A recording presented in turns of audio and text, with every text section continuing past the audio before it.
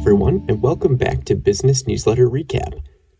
I'm your host, Nathan Pohl, and we're up to episode 7. I'd like to give a special shout out to Dan Stapley, my very talented brother-in-law, for the intro music today. I'm excited to add that touch to the show, and I appreciate him putting one together. If you are new to the show, the goal is to bring you the highlights of some of the top business newsletters out there in podcast format, so you can get curated reading done while you're on your commute or shoveling your driveway. Each episode will feature specific editions of 3 newsletters that I found insightful. If any newsletter is particularly beneficial to you, I will have links in the show notes to follow the creators on social media and to sign up for the newsletter for yourself. Today's episode features tips on negotiation, search engine optimization, and storytelling. We're starting off today with a selection from Bootstrapped Giants, a newsletter written by Pujji and Andrew Warner. They are a repeat on the show because they simply have too many value-packed newsletters. Check out episode 4 to hear their tips on interpreting data from your sales pipeline.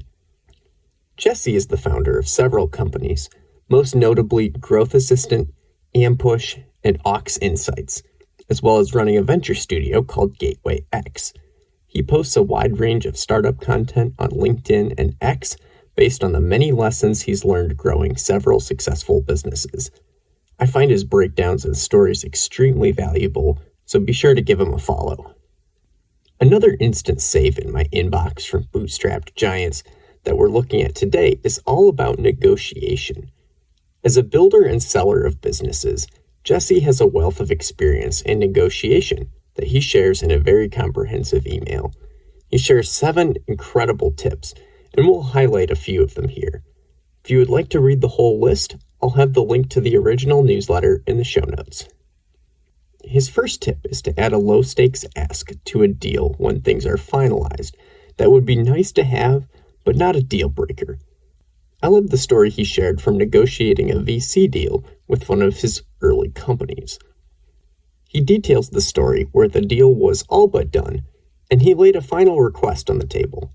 He asked the firm for a zero-interest personal loan for himself and his co-founders so that they could buy houses in San Francisco. He insisted that they would take the deal regardless of if the firm said yes, but that it would help all of them out to have some stability as they were growing the company. The firm said yes, as the ask was positioned as supporting the founders they were investing in instead of as true stakes to the deal.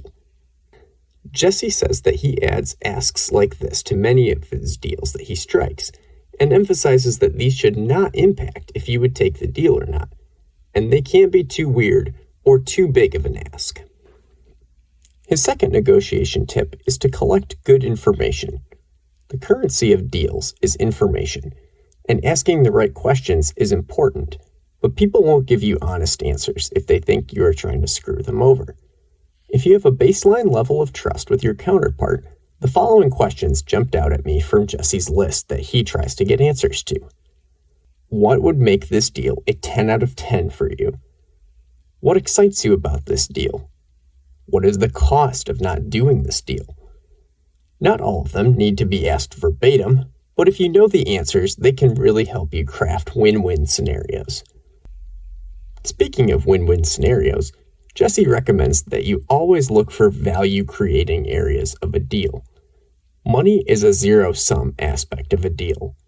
One side gets $1 million, the other side pays for that. Instead of focusing exclusively on money, Jesse looks for non-financial levers where one side gets a big benefit from something that doesn't cost the other side really anything. An example that he shared was with his company Growth Assistant. The clothing brand True Classic was working with them and agreed to be the focal point of a case study, something that didn't cost them anything, but was massively valuable for Growth Assistant, who was looking to work with more e-commerce brands. Jesse loves to brainstorm these types of value-creating scenarios with his negotiation counterparts when working on deals to help add wins without shifting how much money is on the table. And finally, his last tip on the list is to stick to details.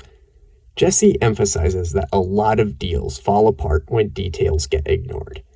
His non-negotiables include following through on absolutely everything you agree to, whether that's meeting deadlines, information you send over, or coming back to a question that was asked earlier in a meeting.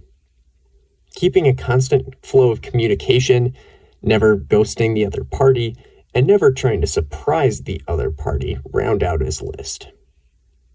Like I mentioned, you can read all of Jesse's negotiation tips in the link in the show notes. There are a few good ones that we didn't have time to cover in this episode.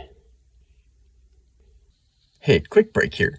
I want to tell you about today's sponsor, Unicorn Flames. They're a startup studio focused on marketing, branding, and growth for early-stage ventures. I had the pleasure of working for their founder, Tim Haynes, for a long time, and he is a fantastic ideator and marketer. If you're an early-stage entrepreneur or have a business idea up your sleeve, send Tim a message on LinkedIn and check out Unicorn Flames at unicornflames.com. I'll have the links in the show notes for you. Now, back to the show. Our second newsletter of the day comes from Avalanche Creative, an SEO agency based out of Grand Rapids, Michigan. If you recall from all the way back in episode 1 of the podcast, Avalanche's weekly newsletter pulls out all kinds of great statistics about websites, search engines, and content. And the edition that we're going to look at today is no different. Avalanche shares that 96.55% of all website pages published on the internet and indexed by Google get no organic traffic. Just because you do all of the SEO things right, or have a fantastic blog article or services page, doesn't mean that it will show up in a user's search and get clicked on. In fact, they emphasize that if you are getting organic visits to your pages, you should celebrate because you are in the top 4% of every single page on the internet. Now, besides having this stat in your back pocket to sound really cool at dinner parties, there are two main takeaways from this stat. The first is that it's really hard for a page to get traction with no marketing. Marketing comes in many forms, with SEO being just one of them. However, part of Google's ranking factors are people actually viewing a page at all. So if you have no internal links on your website to naturally funnel traffic, or links in a social post, or no one is picking up the blog on other news platforms, it's going to be hard to get any kind of organic traffic through Google. And if you simply can't get anyone to click on the link on your own site, or click the link from social media, why would you expect someone to click through on a Google search result? The second is that there can still be value in creating pages even if they get no organic traction. AI searches and AI overviews in traditional browser searches are becoming more and more popular, which usually don't result in clicks to your website. However, having really informative pages and content on your site gives AI something to pull from to reference your business.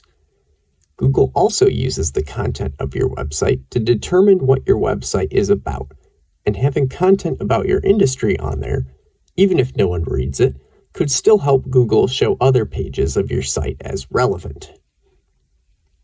My final bonus takeaway is that the internet is filled with a lot of garbage content and website pages, and it is simply not in Google's best interest to promote garbage in their search engine results. Providing valuable information about your company or actionable insights from your industry is still a great way to get SEO traction. The final newsletter of the episode comes from Jason Feifer, who writes the One Thing Better newsletter.